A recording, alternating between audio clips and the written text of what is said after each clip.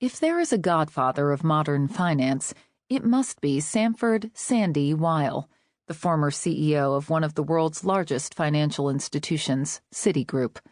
A kid from Bensonhurst, Brooklyn, who grew up to become the world's most powerful banker, he started his career with $30,000 and rose through Wall Street ranks to lead the megabank that came to epitomize the too-big-to-fail era. The creation of Citigroup, a merger between Weill's own Travelers Group, an insurance and investment firm, and Citicorp back in 1998, was a seismic moment in the story of financialization that created the planet's biggest-ever financial conglomerate. Not only that, but it was also the nail in the coffin of Glass-Steagall, the Depression-era banking legislation that had kept consumers relatively safe from exploitation by financial interests since the 1930s. Weill called the merger the greatest deal in the history of the financial services industry and the crowning of my career. It was a transaction that would allow the newly formed company to offer pretty much every financial service ever invented, from credit cards to corporate IPO underwriting, high-speed trading to mortgages, investment advice to the sale of any complex security you could imagine, in 160-plus countries, 24 hours a day. As with the British Empire in a former era, the sun never set on Citigroup.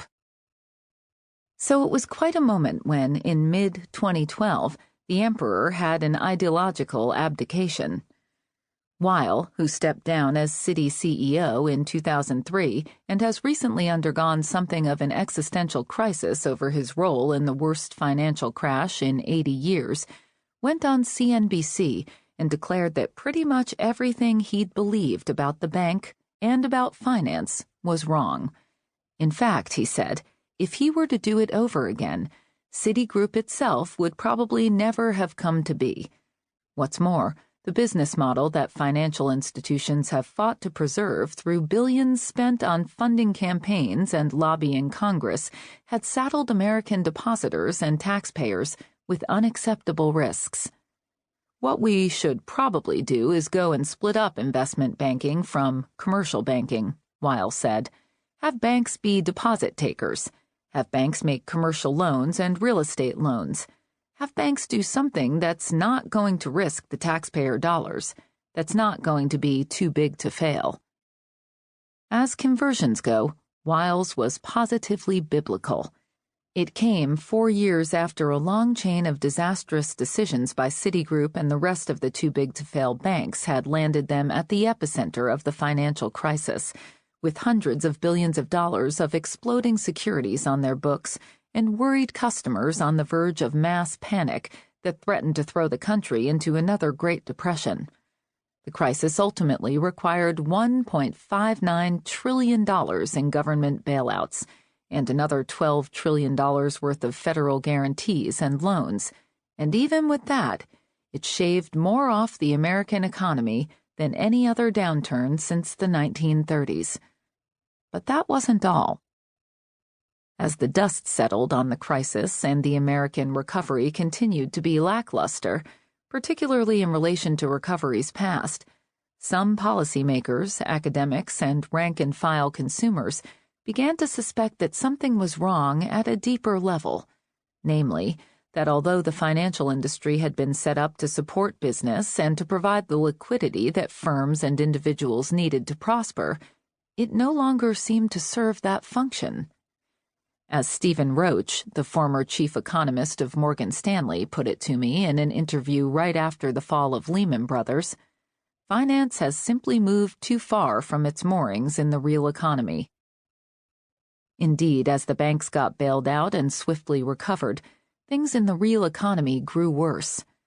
Bank profits reached record heights, yet loans to businesses and consumers shrank. Corporate earnings were high, yet few companies wanted to invest their cash in Main Street. Instead, managers beholden to the markets disgorged it, mainly to rich investors and Wall Street.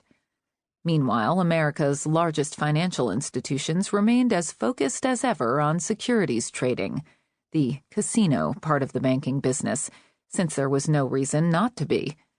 Regulators had yet, and still have yet to prohibit bankers from eschewing this more profitable type of business in favor of boring, old-fashioned lending. The very riskiest portion of the markets, derivatives trading, actually grew following the crisis. Globally, it was 20% bigger in late 2013 than in late 2007, and U.S. regulators are trying to police it with budgets that haven't increased much since then. And that's just what we can see.